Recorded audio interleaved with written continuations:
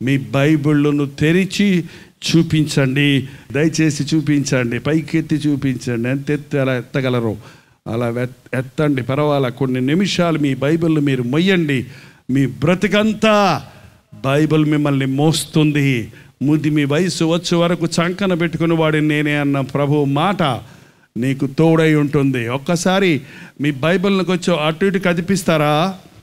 ఇంకా బాగున్నాయండి. పైనున్న హారిజన్ లైట్స్ కంటే పరిశుద్ధ గ్రంథం, దేవుని వాక్యం, నీ వాక్యం నా పాదాలకు దీపంగా ఉందని దావీదన్నాడు. నా నోటికి జుంటె తేనె దారవలి ఉందన్నాడు. నీ వాక్యం నాకు దొరకగా దోపు సొమ్ము దొరికినంత సంతోషంగా ఉందన్నాడు. నేను పాపము చేయకుండానట్లుగా నీ వాక్యము నా హృదయంలో ఉంచుకొని ఉన్నానన్నాడు. అవును, వాక్యము మనల్ని బలపరిచే ఆహారము, మనకి బలమునిచ్చే శక్తినిచ్చే పాల వంటిది. దేవుని వాక్యము మనల్ని ఆదరించేది. దేవుని వాక్యం మన నిజస్వరూపాన్ని చూపించే అద్దం వంటిది. దేవుని వాక్యము ఆకాశము నుండి పడే మంచు వంటిది. దేవుని వాక్యము పాల వంటిది. దేవుని వాక్యము రెండంచుల ఖడ్గం, సాతాను ఎదిరించడానికి మనకు సహాయపడేది దేవుని వాక్యం. మరొక్కసారి కదిలించండి. దివ్యగ్రంథము, దివ్యగ్రంథము, ఎచటనైనా చదివిన సహాయం దొరుకును. కష్టములు వచ్చిన, దుఃఖములు కలిగిన, విడువకుండా చదువుడి దివ్య గ్రంథం. అందరూ మీ బైబిల్ మీ ఎదురుగుండా పట్టుకోండి. నాతో పాటు ఈ మాటలు చెప్పండి. ఇలా ఎత్తి పట్టుకోండి, లేకపోతే కొత్త రకంగా ఉంటుంది. Very good, very good, very good. దేవుని వాక్యాన్ని కొనండి, చదవండి, విశ్వసించండి. అందరు నాతో పాటు ఈ మాటలు చెప్పండి. దేవుని వాక్యాన్ని పట్టుకున్నాక, ఇది నా దేవుని వాక్యం, అనుదినం నేను చదువుతా, ధ్యానిస్తా, అనుసరిస్తా, వాక్యానుసారంగా జీవిస్తా. నా దేవుని వాక్యం నన్ను ఆదరిస్తుంది, నాకు జ్ఞానం ఇస్తుంది, నేను నడవలసిన మార్గం నాకు చూపిస్తుంది. నా యేసయ్య మాట, నా పరిశుద్ధ గ్రంథంలోని మాట, ఈ మాటలు నేను వింటా, ఈ మాటలు చదువుతా, ఈ మాటలు ధ్యానిస్తా, ఈ మాటలను అనుసరిస్తా. అప్పుడు నేను ఫలిస్తా, అప్పుడు నేను ఫలిస్తా. నా దేవుని వాక్యం నాకు ఎంతో ఇష్టం. గుండెలు కత్తుకోండి. నా వాక్యం నాకు ఎంతో ఇష్టం. ముందు పెట్టుకోండి. ఓకే, ఇప్పుడు కూర్చోండి. నిజంగానండి, జైపాల్ చేతిలో బైబిల్ లేకపోతే జైపాల్ దమ్ముడికి పనికిరాడు. ఈ బైబిల్ని పట్టుకున్నాకే నాకు ఈ కృప దొరికింది. బైబిల్ చదవండి. అపోస్తలుల కార్యములు 24వ అధ్యాయము 24వ వచనం దగ్గర నుండి చదువుతున్నాను. బైబిల్ ఉన్నవాళ్ళు చూడండి, లేని వారు వినండి. అపోస్తలుల కార్యములు 24వ అధ్యాయం 24వ వచనం. కొన్ని దినములైన తరువాత ఫెలిక్స్ యూదురాలైన ద్రుసిల్ల అను తన భార్యతో కూడా వచ్చి పౌలును పిలిపించి క్రీస్తునందలి విశ్వాసమును గురించి అతడు బోధింపగా వినెను. ఇక్కడ ఒక అధికారి ఉన్నాడు, అతని పేరు ఫెలిక్స్. చాలా ఉన్నతమైన అధికారములో ఉన్న వ్యక్తి. అతడు ఒక అన్యుడు.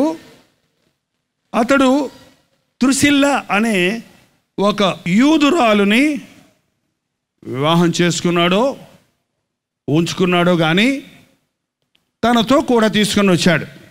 ఈ అధికారి పౌలు గురించి విన్నాడు. పౌలుని గురించి అధికారికి ఎలా పరిచయం చేశాడంటే, వీడు చాలా వంచకుడు, వీడు భేదాలు కలుగజేసేవాడు, వీడు మనుషుల్ని గలిబిలి చేసేవాడు అని చాలా చెడ్డగా ఈ పౌలుని గురించి, అందుకని ఇతన్ని చెరసాలలో పెట్టాం అని ఇతరులకు తెలియజేశారు.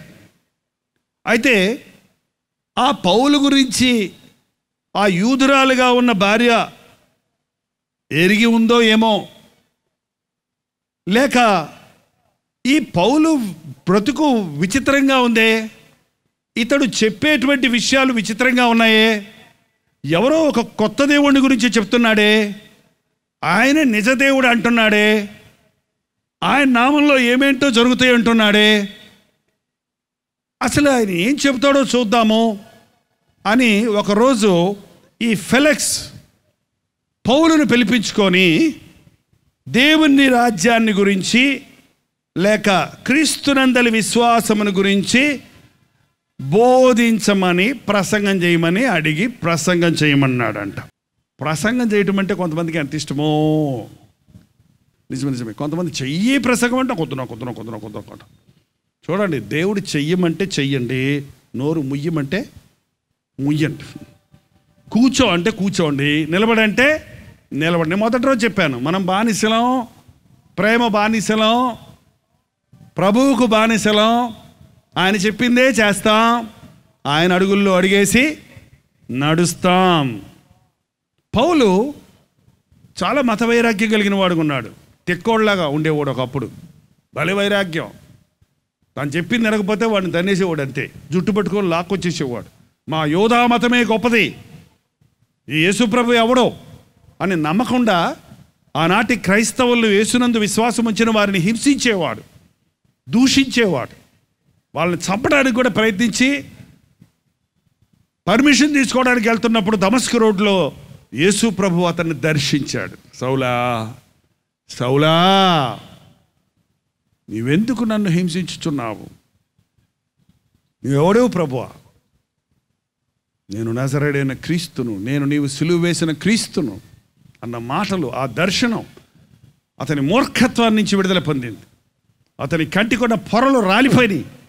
ఆ రోజు నుండి యేసులో ఉన్న సత్యాన్ని ఎరిగి తన మతాన్ని, తనకున్న ఆధిక్యతలను, తన యొక్క గొప్పతనాల్ని, తను హెబ్రీ గమానియేలు పాదముల దగ్గర చదివినోడు, అంటే పెద్ద పెద్ద మేధావి విద్యావంతుడు, అతడు రోమన్ సామ్రాజ్యపు పౌరసత్వం కలిగిన వాడు. అంటే ఆ రోజుల్లో అది గొప్ప, చాలా గొప్పది, చాలా ఆధిక్యతలు ఉంటాయి. ఆయన అవన్నీ విడిచిపెట్టుకోవాలి, యేసును వెంబడించడానికి నిశ్చయించుకున్నాడు. యేసు ప్రభు సువార్తను చెప్పడానికి ఇష్టపడ్డాడు. ఆయనంటే భయపడిన వాళ్ళందరూ యేసు ప్రభు నమ్ముకొనంగానే ఆయన మీద తిరగబడ్డారు. ఆయన కొట్టడం మొదలుపెట్టారు. రాళ్లతో కొట్టేవారు, కొరడాలతో కొట్టేవారు, రకరకాలుగా ఇబ్బంది పెట్టేవారు. అయినప్పటికీ శ్రమల మధ్యలో, కష్టాల మధ్యలో సువార్తను ఎన్నడూ ఆపలేదు.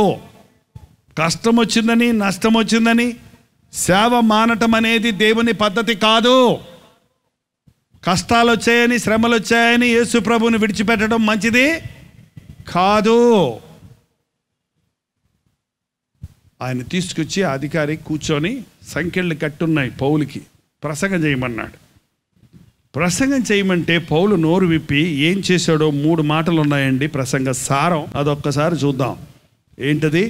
25వ వచనం. అప్పుడు అతడు నీతిని గురించియో, ఆశా నిగ్రహమును గురించియో, రాబోవు విమర్శను గురించి ప్రసంగించుచుండగా, నీతిని గురించి, ఆశా నిగ్రహమును గురించి, రాబోవు విమర్శ దినమును గురించి ప్రసంగించాడు.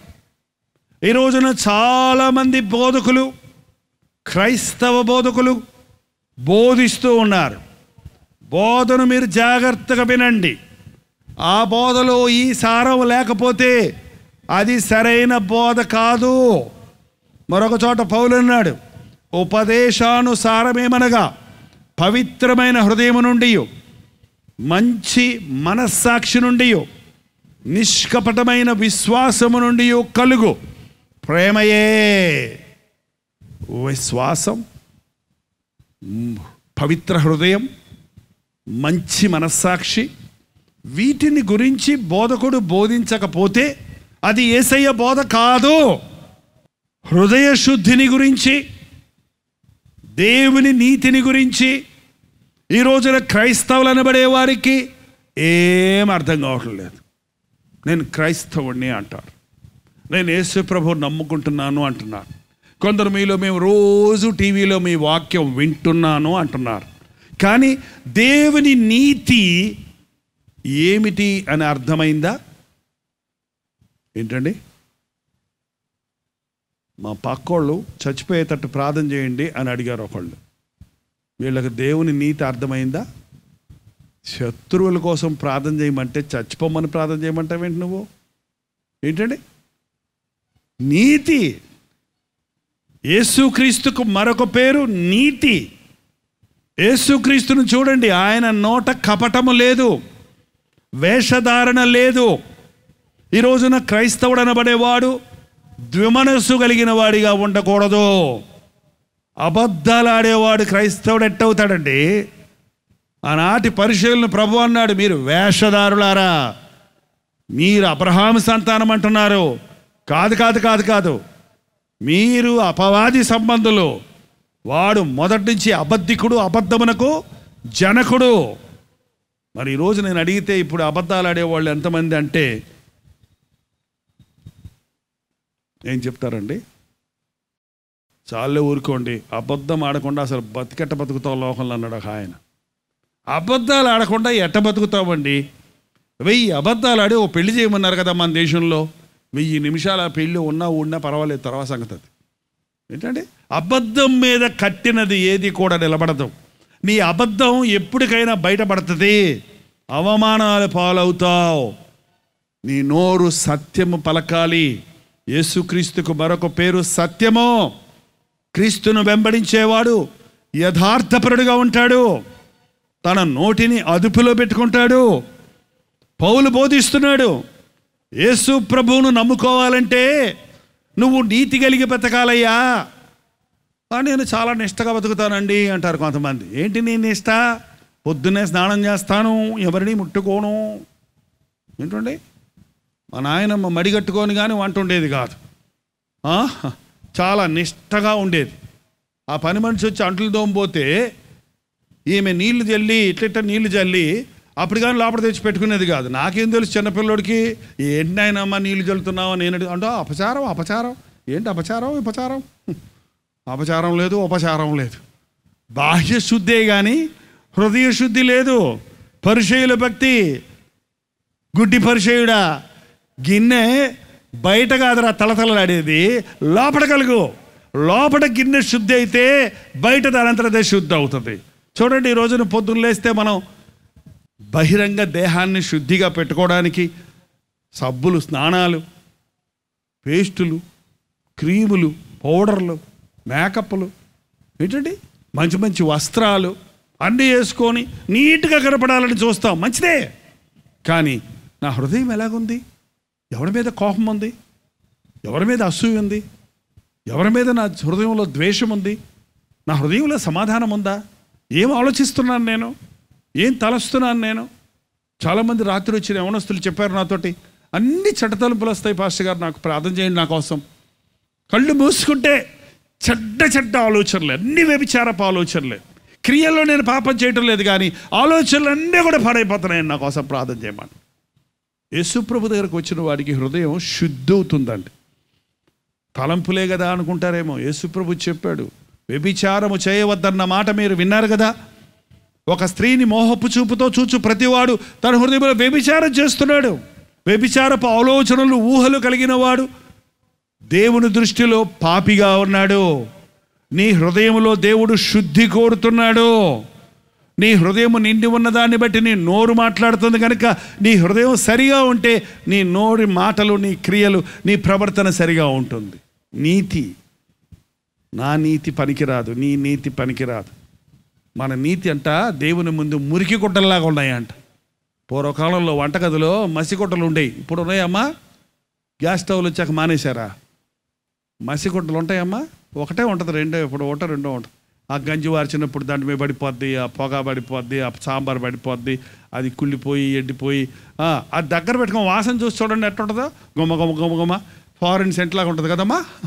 ఎట్టుంటుందండి? భయంకరమైన నీసి గొప్ప కొడుతుంటుంది. మన నీతి క్రియలన్నీ దేవుని ముందు ఎలాగున్నాయంటండి? గబ్బు కొడుతున్నాయి అంటాయి. ఏంటండి, ఆ పరిచయుడు వెళ్ళి దేవాలయంలోకి వెళ్ళి ప్రార్థన చేస్తున్నాడు, ఓ దేవా, నేను వారమునకు 2 సార్లు ఉపవాసం ఉంటాను, నా దశమ భాగములు నీకు చెల్లిస్తున్నాను, నేను వారి వలనైనను వీరి వలనైనను ఈ శంకరి వలనైనను లేను, అని డబ్బా కొట్టుకుంటున్నాడు. ఏంటండి, ఉపవాసం ఉంటే పరలోకం పోతావా? అందుకని ఈ రోజున కొంతమంది పాస్టర్ గారు ఉపవాసమే వద్దని చెబుతున్నాడు. మొన్న పాస్టర్ గారు యంగ్ ప్రీచర్ ఉపవాసం చెప్తారేంటి, పాస్టర్ గారు ఉపవాసం ఉండమంటున్నారు, దేవుడు మనల్ని ఉపవాసం ఉండమని లేదు, శుభ్రంగా తినేసి కూర్చోమ్మా అంటున్నాడు ఆయన. అబ్బా, తినేసి కూర్చుంటే ఏమొస్తుంది చెప్పండి? నిద్ర వస్తుంది. ఉపవాసం వల్ల కానీ ఎందుకు ప్రభా ఈ దురాత్మను వెళ్ళగొట్టలేకపోయాము, ఎందుకు ప్రభా ఈ దయ్యాన్ని వెళ్ళగొట్టలేకపోయాము అంటే ప్రభు చెప్పాడు, ఇది ప్రార్థన వలనను ఉపవాసం వలననే సాధ్యము. ఊరికే నామకార్థ ఉపవాసం ఉండకండి, ఆచార ఉపవాసం ఉండకండి. ఏదో ఒంటి పొద్దున్నారని మన జీవితంలో చెప్తారు, ఉమ్ము కూడా మేకుండా ఉంటారు కొంతమంది. అది కాదు నిజమైన ఉపవాసం అనేది. నేను మా సంఘస్థులు చెప్తుంటాను, కొంతమంది అన్న ఉపవాసం ఉండలేకపోతున్నాను అందుకని ఉపవాసుకోవడానికి రావట్లేదని చెప్తుంటే నేను అంటాను అప్పుడు, అయ్యా ఉపవాసం ఉండి కడుపులో ఆకలేస్తుంటే అయ్యో ఉపవాసం అన్నానే, అయ్యో ఉపవాసం అన్నానే, అమ్మ ఆకలేస్తుందే అని ప్రార్థన చేయకుండా నాయన ఆకలేస్తుందే, ప్రభా నాయన ఆకలేస్తుంది అన్నప్పుడు అట్ట అనటానికి బదులు తినేసి ప్రార్థన చేయమంటాను నేను. అంటే ఉపవాసం అనేది నీవు హాని పెట్టుకోవడానికి కాదు, కానీ ఏకాగ్రత కొరకు. ఉపవాస ప్రార్థనలో శక్తి ఉంది. యేసుక్రీస్తు ఈ లోకంలోనికి వచ్చినప్పుడు శరీరధారిగా ఉన్నప్పుడు గెత్సెమని తోటలోనికి వెళ్ళి ఎంతో కన్నీటితో ప్రార్థించాడు, మొరపెట్టాడని ఉంది బైబిల్. నీకు నాకు ప్రార్థన కావాలి. ఎవడైనా ప్రార్థన అక్కర్లేదు, ఉపవాస ప్రార్థన చెయ్యక్కర్లేదు, ప్రార్థనలో ఏడవక్కర్లేదు అని ఏ ప్రసంగికుడైనా ప్రసంగిస్తుంటే మోసపోకండి. ఎందుకంటే అది మీకు సులభంగా ఉంటుంది. పాపాల కోసం పశ్చాత్తాపడు, నీ పాపము కొరకు కన్నీటితో ప్రార్థించుకో, ఉపవాసం ఉండి నీ శరీరేచ్ఛలను జయించడం కొరకు దేవుణ్ణి అడుగు.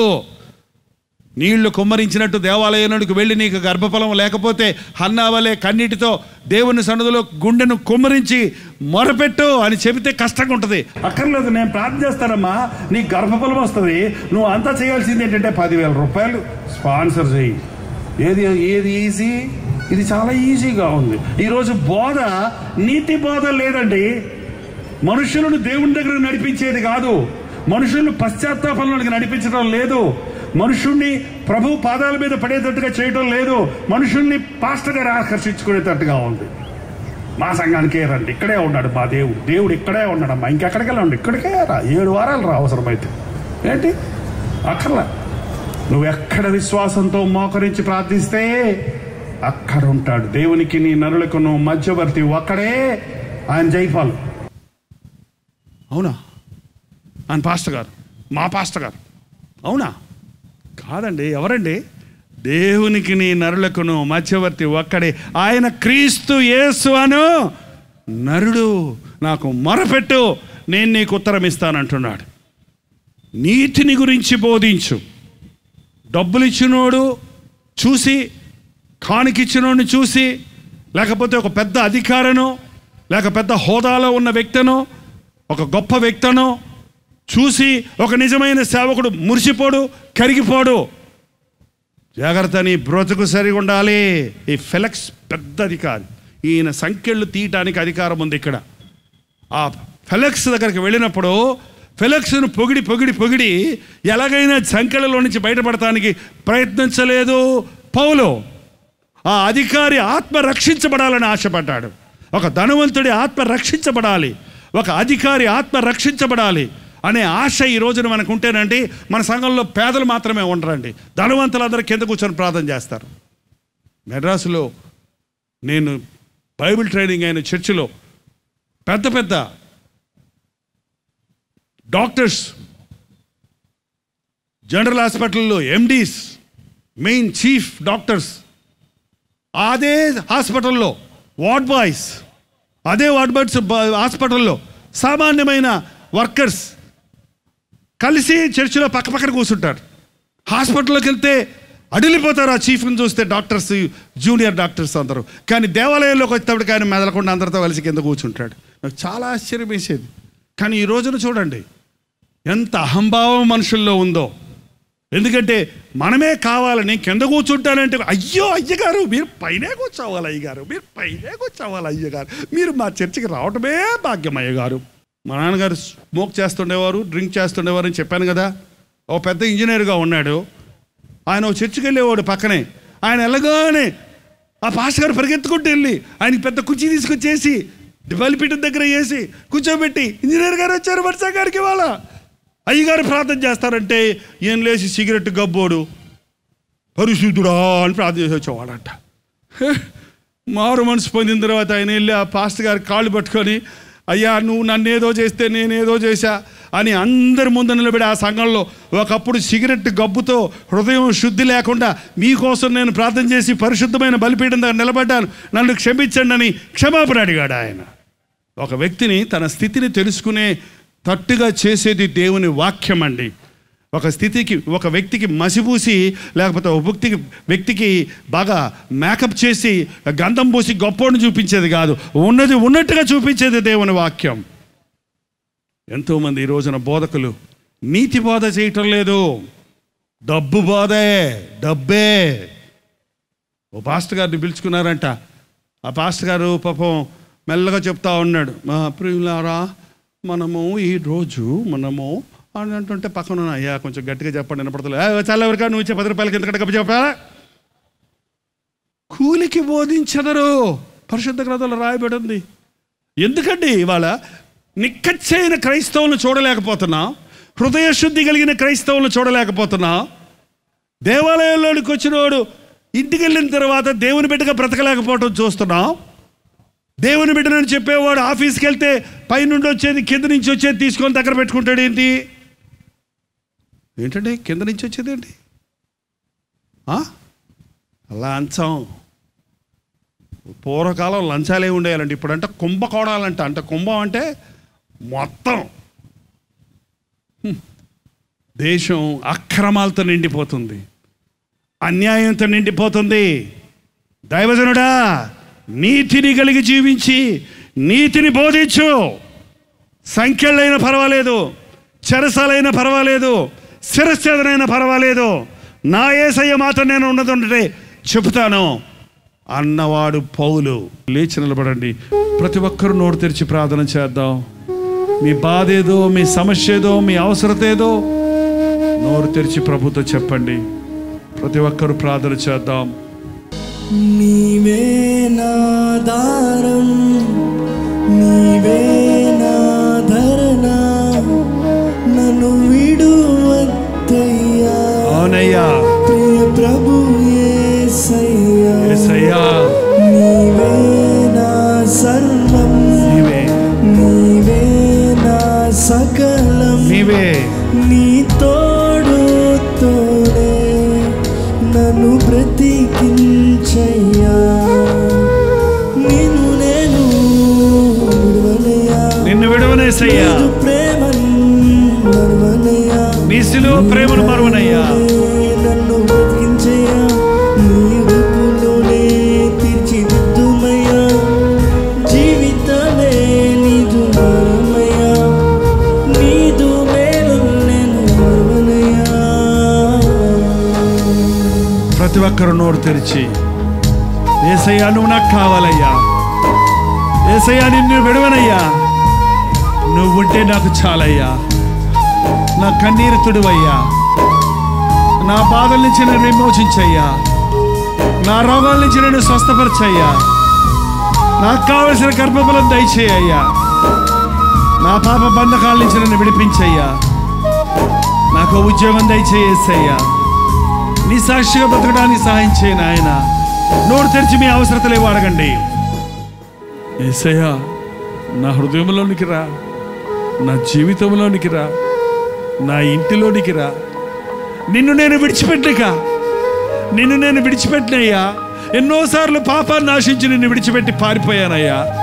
ఎన్నోసార్లు అల్పకాల పాప భోగముల కొరకు నీ సన్నిధిని వదిలిపెట్టుకున్నానయ్యా. ఎన్నోసార్లు నిన్ను పక్కన పెట్టి నేను నా ఇష్టాన్ని చేసుకుని నష్టపోయానేసయ్యా. ఇంక నిన్ను వదిలిపెట్టినయ్యా. నోరు తెరిచి దేవుడితో చెప్పండి, మీరు చెప్పండి, ప్రతి ఒక్కరు చెప్పండి. నిన్ను విడిచిపెట్టినేసయ్యా, నువ్వు నాకు కావాలేసయ్యా. నిన్ను విడిచిపెట్టినేసయ్యా, నువ్వు నాకు కావాలేసయ్యా. నువ్వు నాతో రావాలేసయ్యా, నాతో ఉండయ్యా, నన్ను మార్చయ్యా, నన్ను స్వస్థపరచయ్యా, నా కొరతలు తీర్చయ్యా. అడగండి దయచేసి. ప్రార్థన. పరిశుద్ధుడా, ప్రేమగల తండ్రి, ఒక్కసారి మమ్మల్ని చూడయ్యా, ఈ ఆవరణలోనికి తగ్గి చూడయ్యా. నీ బిడ్డలు చేస్తున్న మొరలను నీవు విను నాయనా. వారి గుండెల్లో నుంచి వచ్చే రోదనలు విను నాయన, మూలుగులు వినయ్యా. వారి కోరికలను చూడయ్యా, వారి స్థితిని గమనించి వారికి కావలసిన అవసరతలు తీర్చు నాయన. సర్వశక్తిమంతుడవు, సర్వశక్తి సంపన్నుడవు నీవు. అసాధ్యమైనది ఏదైనా కలదా? నాకు అసాధ్యమైనది ఏదైనా కలదా అన్నవాడివి. నీకు అసాధ్యమైనది ఏది లేదు కదా. ఒక అద్భుతాన్ని జరిగించు. దురాత్మల చేత పీడించబడుతున్న వల్ల ఫిట్స్ వచ్చిన వారు ఉంటే నజరేయుడైన యేసుక్రీస్తు నామములో స్వస్థపరచుచున్నాము తండ్రి. బుద్ధిహీనంగా అప్పులు చేసుకుని అప్పులు తీర్చలేక ఆత్మహత్య చేసుకుందాం అనుకుంటూ ఎన్నో విధాలుగా నలిగిపోయి చితికిపోయిన వారిగా ఉన్న హృదయాలను దర్శించుము నాయన. నీ దగ్గర ఏముంది నేను ఆశీర్వదిస్తానని ఆనాడు ఆ పేద విధవరాలతో నువ్వు చెప్పినట్లుగా నా దగ్గర కుండలో కొంచెం నూనె ఉందన్నప్పుడు నీవెలాగో అద్భుతాన్ని జరిగించావో అలాగే వారి కష్టార్జితాన్ని దీవించి వారి కష్టాలన్నీ తీరడానికి, అప్పులన్నీ తీరడానికి అద్భుతాలను జరిగించము తండ్రి. భూ సంబంధమైన ఆశీర్వాదాలు మేము సంపాదించుకొని సరిపెట్టుకోక ఆత్మరక్షణ పొంది నిత్య రాజ్యము కొరకు, పరలోక రాజ్యము కొరకు సిద్ధపడుటకు మా ఒక్కొక్కరికి నీ సహాయం చేయము. పంచభూతములు మహావేంద్రముతో లయమైపోయే సమయం ఆసన్నమైందని మేము గుర్తించి వాతావరణ సూచనలు మారిపోతుండగా, గ్లోబల్ వార్మింగ్ పెరిగిపోతుండగా, దేశ నాయకులందరూ ఒకటై వచనాలు ప్రవచనాల ప్రకారంగా రాకడ గుర్తులు కనబడుతూ ఉండగా ఏమాత్రము తామసము చేయక ఇదే అనుకూల సమయమని మా హృదయాలను నీకు అర్పించుకొని మా చేత అయినంత వరకు మా చుట్టూన వారిని యేసయ్య పాదాల దగ్గరకు తెచ్చుకునే కృపలను మా ఒక్కొక్కరికి దయచేయము. యేసు క్రీస్తు నామములో అడుగుచున్నాను తండ్రి, ఆమేన్. మన తండ్రి అయిన దేవుని యొక్క ప్రేమయు, కుమారుడైన క్రీస్తు యొక్క కృపయు, ఆదరణకర్త అయిన పరిశుద్ధాత్మ యొక్క సహవాసమును కూడి వచ్చిన మనందరికీ ఇప్పుడును సదాకాలమును తోడై ఉండునుగాక. ఆమేన్, ఆమేన్, ఆమేన్.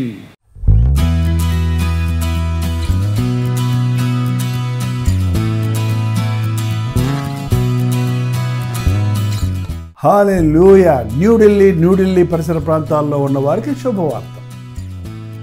ప్రవచితమైతే ఈ నవంబర్ 12వ తారీఖున YWCA కాన్స్టంటియా హాల్లో 1 డే గెట్ టుగెదర్ను న్యూఢిల్లీలో మీ కొరకు ఏర్పాటు చేస్తున్నాం. మధ్యాహ్నం 2 గంటల నుంచి 6 గంటల వరకు, అలాగే 6 గంటల నుంచి 9 గంటల వరకు జరిగే ఈ 2 సెషన్స్ తెలుగువారు, హిందీవారు, తమిళ వారు మీరు పాల్గొంటారని మనందరం కలిసి దేవుని స్తుతించడానికి, ప్రార్థించుకోవడానికి, ముఖ్యంగా టీవీ ద్వారా, సోషల్ మీడియా ద్వారా వాక్యం వింటున్న మిమ్మల్ని ముఖాముఖిగా చూడాలని, మీకోసం ప్రార్థించాలని, వ్యక్తిగతంగా మీకోసం ప్రార్థించాలని వెళ్ళి వస్తున్నాం. రండి, పాల్గొనండి, దైవాశీస్సులు పొందండి. మరిన్ని వివరాలు కావాల్సిన వారు 8939393939 నెంబర్కి కాల్ చేయండి, లేదా ఈ QR కోడ్ స్కాన్ చేసుకోండి. గుర్తుపెట్టుకోండి, నవంబర్ 12వ తారీఖు న్యూఢిల్లీలో YWCA కాన్స్టంటియా హాల్లో, అశోక్ రోడ్లో ఉన్న హాల్లో 1 డే గెట్ టుగెదర్ జరుగుతుంది. రండి, మీ స్నేహితుల్ని, బంధువుల్ని అందరినీ కూడా ఆహ్వానించండి. తప్పకొస్తారు కదా.